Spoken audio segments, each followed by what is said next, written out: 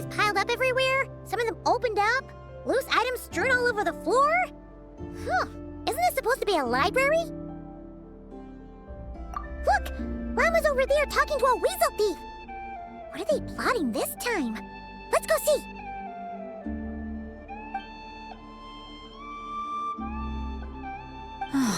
Be that as it may, we don't have any urgent excavation work for you at the moment, so please, stop digging holes all over the place, all right?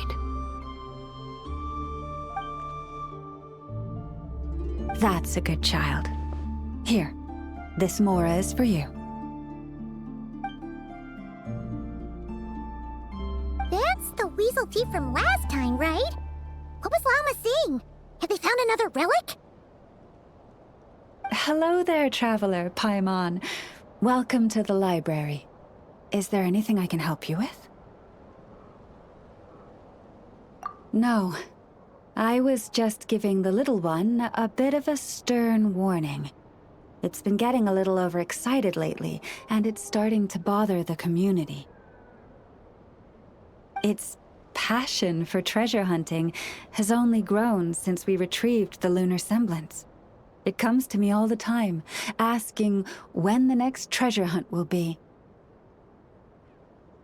I keep repeating that we now have more than enough documents and relics in our library to occupy our research. But alas... Yes, but it doesn't quite understand what constitutes a relic, so it simply digs up anything that seems valuable and drops it off here. It has at least promised me that it won't go digging around again, but there's already a big backlog of items from previous digs. There's no way around it. I'll just have to go through and sort them, one by one. Sorry, you two. I'm afraid I won't be able to accompany you on your sightseeing today. Now then, what's in this box again?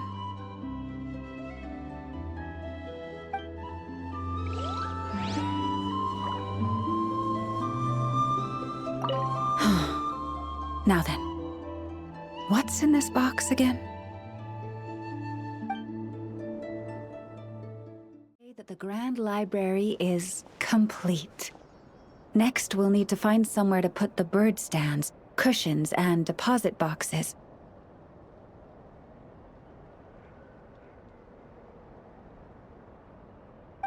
Ah, hello there, traveler, Paimon.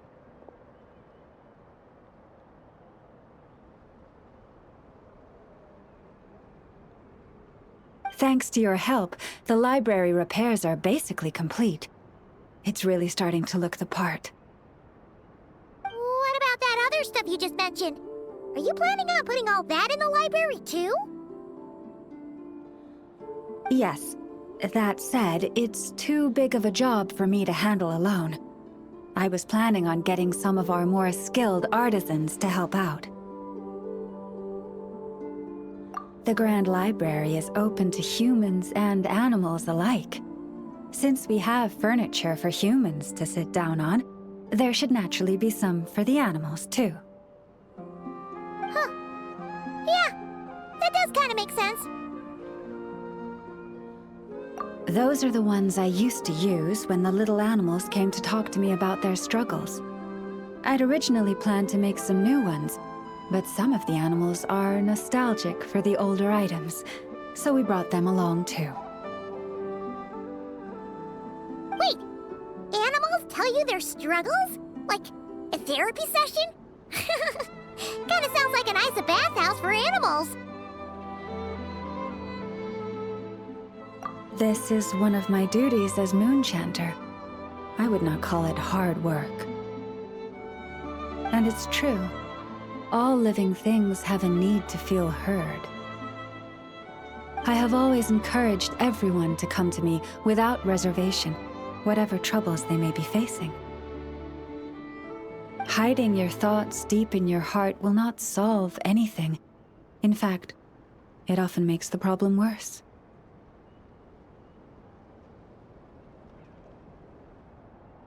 Oh, well, I've never looked at the numbers, but my sense is that the animals consult me more often.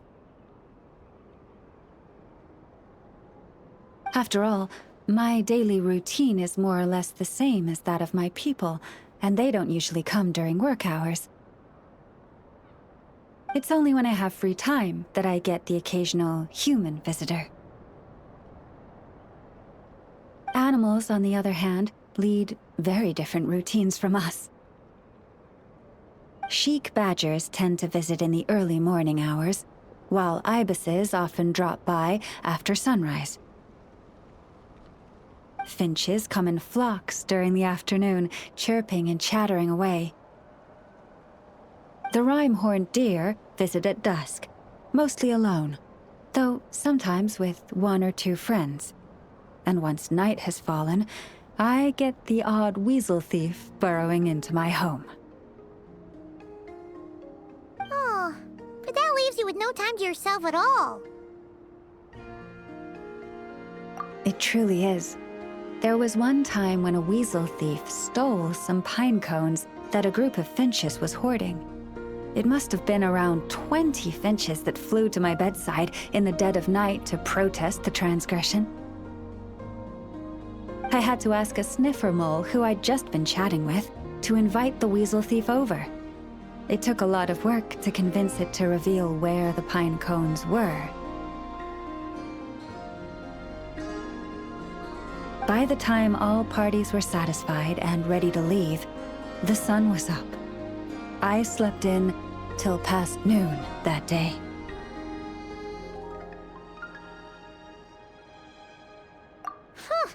My mom would have given up and gone back to sleep long before you did. And probably pulled a blanket over her head first to block out the noise. Since they'd taken the trouble to come to me, I felt I had a duty to help them. And the results made it all worthwhile. After getting everything off their chests, the finches went back to happily hopping around, and the weasel thief went off in search of new, exciting treasure. But humans are less forthcoming than animals. Too often, they hide their true feelings in the deepest corners of their hearts. Even those who come to me for guidance, I feel as if they tell me only part of the story, leaving out what truly burdens their soul. Perhaps they are unwilling to say it out loud, to face the real issues head on. Human society often encourages people to hide their true selves. It is not dissimilar to the way that some butterflies hide away in a withered leaf and camouflage their wings to match their environment. Social interactions between humans can be complex and difficult. Everyone has their way of coping, and I don't judge them for it. Nonetheless, suppressing one's true feelings can easily lead to melancholy and depression. Deep-seated issues like that are difficult to resolve, no matter what advice I give. So I had an idea. I thought, what if I could find a way to bring complicated human minds and straightforward animal ones together? Maybe by spending some time around each other, both could experience a new perspective. It was with that in mind that I renovated the Grand Library and turned it into what it is today, spacious and well-ventilated, and open to humans and animals to come and go as they please. Except maybe on rainy days, when they're looking for shelter. But the rest of the time, people can visit whenever they want, to spend time with the animals, browse books, rest, and enjoy the sun.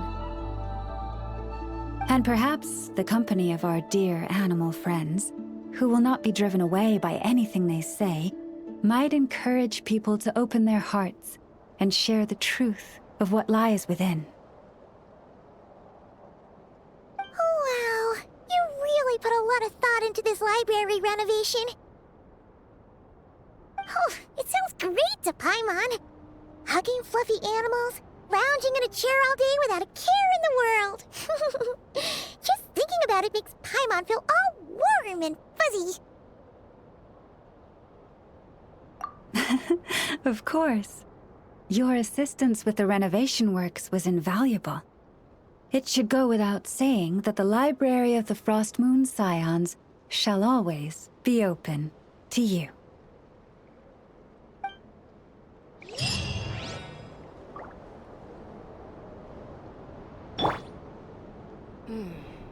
Now where in the world did I put that book? Finally, some progress at last. Now, to somehow put all these things back where they belong. I know. There's petrified seeds of an ancient tree, fossilized animal bones, colorful stones, more deposit boxes that people buried for safekeeping, wish boxes, letters with photos enclosed. Well, weasel thieves have a different perspective on value from us.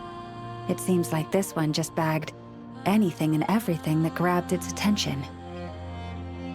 The seeds and rocks will be easy enough to deal with, but those storage boxes and wish boxes will have been buried with the express purpose of digging them up at a later date. Thanks for the kind offer, but I've already engaged another slightly more mature weasel thief to handle this. It will be in charge of moving all the items back to their original spots. After all, the kid's heart was in the right place. Making it put everything back where it found it would break its poor little heart. But won't the other weasel thief you hired tell the first one everything? Hopefully not. The little one prefers to live on its own and act solo, so they're unlikely to meet. It also has a short attention span. Give it half a month, and I'd be very surprised if it still remembers anything it dug up. I speak their language, and I've had the privilege of their company for a long time. It's only natural that I've come to understand them, no different from making friends. By contrast, other people can't understand what animals are saying, so they're bound to make mistakes when trying to understand them. That's why, in a lot of literature on the topic, phrases like bestial nature are rife with negative connotations, while human nature is seen in a more rounded light.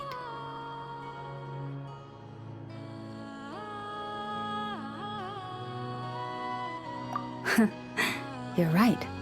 I'm sure those books would have turned out quite differently if they were written by a wolf or a rhyme-horned deer. In any case, to me, human nature and bestial nature are both simply nature. Whether human or beast, all have moments of courage and of cowardice, times of both greed and rage. We all rejoice in our successes and mourn our failures. These experiences are neither inherently human nor inherently animal.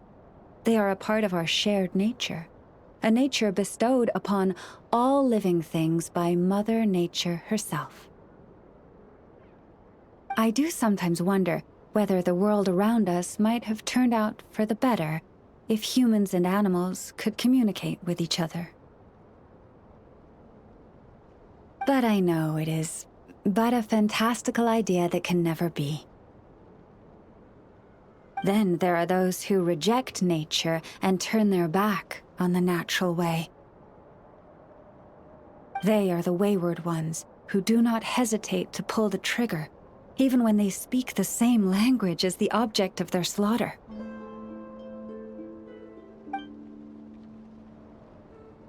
Yes, child. I know you can protect yourself, and that you are far fleeter of foot than they. Do not worry. No one shall harm you again. Ah, how time flies. I should get back to sorting through that pile of treasure. I should have enough time to get everything in order before the weasel thief arrives.